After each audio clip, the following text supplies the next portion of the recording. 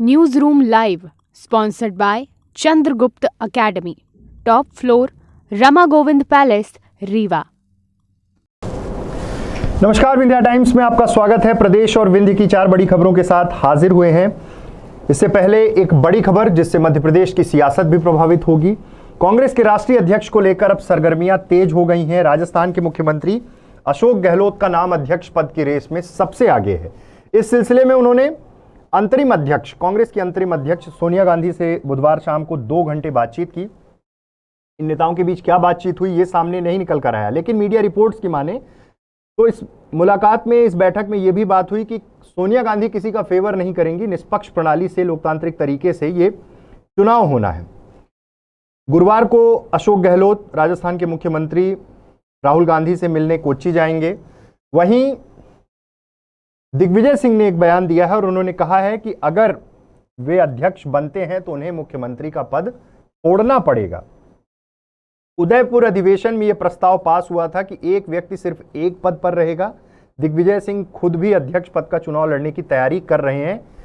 यह भी स्पष्ट रूप से निकलकर सामने आ रहा। कौन कौन चुनाव लड़ेगा, किस प्रक्रिया के तहत और कैसे निर्वाचन होगा, ये बहुत महत्वपूर्ण है। कौन कौन चुनाव लड़ रहा है ये महत्वपूर्ण है, क्योंकि तमाम तैयारियां कांग्रेस ने कर रखी है।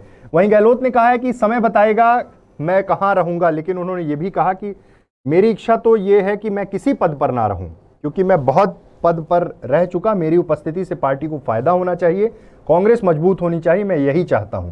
लेकिन अब देखना होगा कि क्या कुछ होता है, कौन कौन चुनाव लड़ते हैं। राहुल गांधी से मिलकर दिल्ली लौटेंगे, उसके बाद आगे का मूवमेंट तय होगा। लेकिन फिलहाल गहलोत अध्यक्ष बने तो सियासत भी बदल जाएगी। क्या गहलोत ही कुछ समय तक राजस्थान की कमान संभालेंगे? राजस्थान के मुख्यमंत्री कौन बनेगा उसके बाद यह देखना होगा, और कांग्रेस भी इस पूरे मसले पर चौंका सकती है।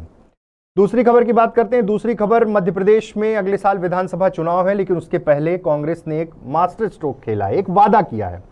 कमलनाथ ने कहा है कि सरकार बनते ही मध्य प्रदेश में पुरानी पेंशन लागू करेंगे। राजस्थान और छत्तीसगढ़ में कांग्रेस की सरकारें हैं और वो कर चुकी हैं। मध्य प्रदेश में पुरानी पेंशन बहाली के मुद्दे पर कांग्रेस ने बड़ा दांव खेल दिया है। 2 अक्टूबर को प्रदेश भर में होने वाले लाखों कर्मचारियों के आंदोलन से पहले पूर्व मुख्यमंत्री ने वादा किया है कि प्रदेश में कांग्रेस की सरकार बनते ही पुरानी पेंशन स्कीम को लागू किया जाएगा। राजस्थान और छत्तीसगढ़ में कांग्रेस की सरकारें हैं और वहां यह स्कीम लागू हो चुकी है। ट्विटर हैंडल पे बाकायदे एमपी कांग्रेस के ट्विटर हैंडल पे लिखा गया कि मध्य प्रदेश में कांग्रेस की सरकार बनते ही पुरानी पेंशन योजनाओं को मध्य प्रदेश में लागू किया जाएगा। बड़ा ऐलान है। लगातार ये मांग उठ रही है। 1 जनवरी 2005 के बाद भर्ती अधिकारी कर्मचारियों के लिए अंशदायी पेंशन योजना लागू है। इसके तहत कर्मचारी 10% और इतनी ही राशि सरकार मिलाती है। और अब जब यह ऐलान किया है, इसका आगामी चुनाव पर क्या असर पड़ेगा ये देखना बहुत महत्वपूर्ण होगा। तीसरी खबर की बात करते हैं।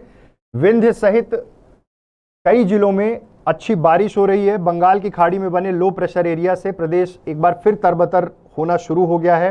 ग्वालियर और भिंड, रीवा, सतना, विंध्य का अंचल, यहां रुक रुक कर बारिश हो रही है। भोपाल के कुछ इलाकों में भी पानी गिर रहा है। इंदौर में भी बारिश शुरू है। नर्मदापुरम और रीवा में अच्छी बारिश के आसार हैं। अगले 2 दिन में भी ये सिस्टम अगर बना रहा तो विंध्य में जो सूखा है उससे राहत मिल सकती है, किसानों को इससे राहत मिलेगी। लेकिन फिलहाल नर्मदापुरम और ग्वालियर संभाग, भिंड, श्योपुर, विदिशा, रायसेन, बुरहानपुर, धार, सीधी, रीवा, सतना, दमोह, डिंडोरी, अनूपपुर, कटनी, जबलपुर, छिंदवाड़ा, बालाघाट में भारी बारिश का अलर्ट है। 24 घंटे के दौरान 2.5 इंच तक पानी गिर सकता है। इससे तरबतर होगा प्रदेश, लेकिन इससे सबसे ज्यादा फायदा विंध्य को होने वाला है। अगर अच्छी बारिश हो गई तो किसानों के चेहरों पर वो खुशी फिर से देखने को मिलेगी।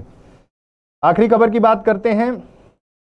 मध्य प्रदेश में गौवंश की जो स्थिति है और जिस तरह से मध्य प्रदेश में लंपी वायरस गौवंश पर कहर टूटा है, इस वायरस का कहर गायों पर, और जो अलग अलग जगह जो रिपोर्ट्स हैं उसको लेकर अब ये कहा जा रहा है कि हालांकि मुख्यमंत्री के निर्देश पर लंपी वायरस पर कंट्रोल के लिए भोपाल में स्टेट लेवल का कंट्रोल रूम बनाया गया है, जिसमें टोल फ्री नंबर है 1962 और एक लैंडलाइन नंबर है 075527675883, उस पर जानकारी दे सकते हैं। लेकिन आरोप प्रत्यारोप का दौर शुरू है। गौवंश की जो दुर्दशा है और लंपी वायरस को लेकर जो अलर्ट जारी हुआ है, जो आपातकालीन बैठक हुई है, उस पर कमलनाथ ने भी सरकार को घेरा है और कहा है कि मध्य प्रदेश में लंपी वायरस का प्रकोप दिन प्रतिदिन बढ़ता जा रहा है। मध्य प्रदेश के कई हिस्सों में गौ माताएं बड़ी संख्या में इस वायरस से संक्रमित होती जा रही हैं। बड़ी संख्या में गौ माताओं की इस वायरस से तड़प तड़प कर मौत हो रही। समय रहते जो आवश्यक कदम सरकार को उठाने थे वो उन्होंने अभी तक नहीं उठाए। सरकार तो पिछले कई दिनों से चीता इवेंट में ही लगी रही। अभी यदि वो चीता इवेंट से बाहर निकल गई तो उसे प्रदेश में गौ माताओं की सुध लेना चाहिए। बड़ी बात है, एक्शन में मुख्यमंत्री शिवराज सिंह चौहान है, लेकिन विपक्ष के करारे सवाल उनके सामने हैं। अफसरों से पूछा है कि क्या हालात हैं अलग अलग जिलों में, और कहीं भी जहां भी पुष्टि हो रही है वहां पर टीम भेजकर निरीक्षण कराना और तमाम तरह की मदद के लिए वो अधिकारियों को निर्देशित कर रहे हैं। तो ये थी प्रदेश की 4 बड़ी खबरें। ऐसी तमाम खबरों के लिए आप बने रहिए विंध्या टाइम्स के साथ। बहुत बहुत धन्यवाद। News room live sponsored by Chandragupta academy, top floor, Rama Govind palace, Rewa.